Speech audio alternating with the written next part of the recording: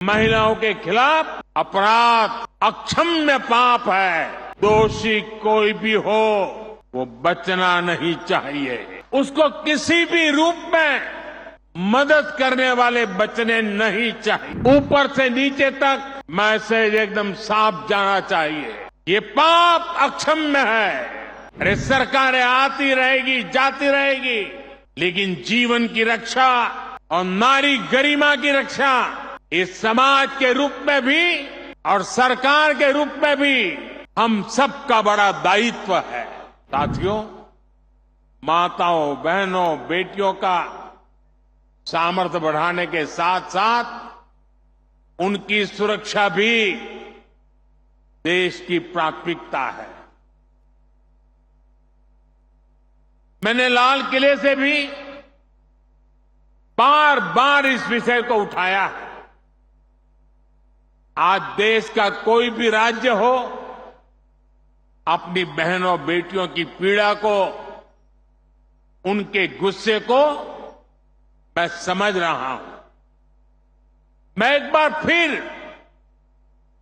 देश के हर राजनीतिक दल से कहूंगा, हर राज्य सरकार से कहूंगा कि महिलाओं के खिलाफ अपराध अक्षम्य पाप है।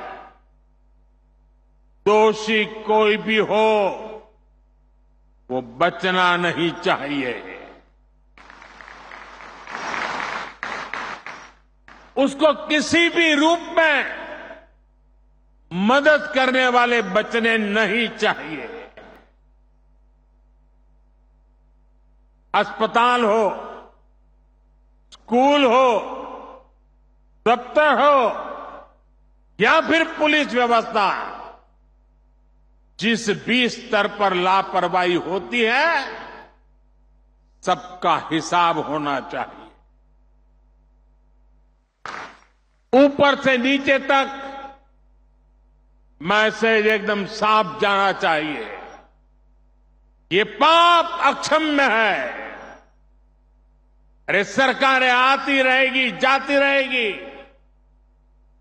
लेकिन जीवन की रक्षा और नारी गरिमा की रक्षा इस समाज के रूप में भी और सरकार के रूप में भी हम सबका बड़ा दायित्व है।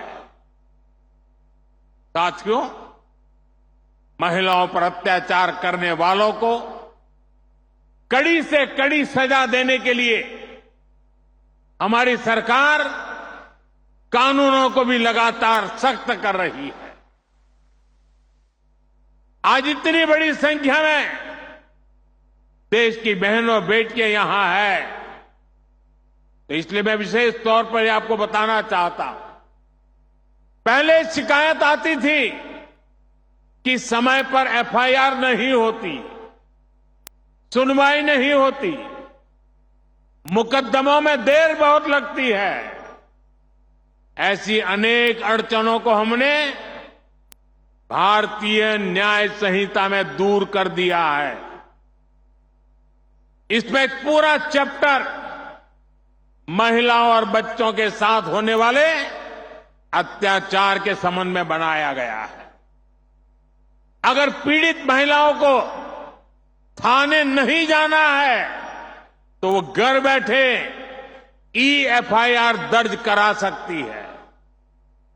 हमने ये भी पक्का किया है कि ईएफआईआर से थाने के स्तर पर कोई टाल मटोल या फिर छेड़छाड़ नहीं कर पाएगा। इससे तेजी से जांच करने और दोषियों को कड़ी सजा मिलने में भी मदद मिलेगी। साथियों, नए कानूनों में नाबालिगों से हुए यौन अपराधों पर फांसी और उम्र कैद की सजा का प्रावधान किया गया है। बेटियों के साथ शादी के नाम पर भी धोखे के कई मामले आते रहे। पहले इसके लिए कोई स्पष्ट कानून नहीं था। अब भारतीय न्याय संहिता में शादी के झूठे वादों और छल को भी साफ साफ परिभाषित किया गया है। मैं आपको विश्वास दिलाता हूं, केंद्र सरकार महिलाओं के खिलाफ अत्याचार रोकने के लिए हर तरीके से राज्य सरकारों के साथ है। हमें भारत के समाज से इस पाप की मानसिकता को मिटाकर ही रुकना होगा।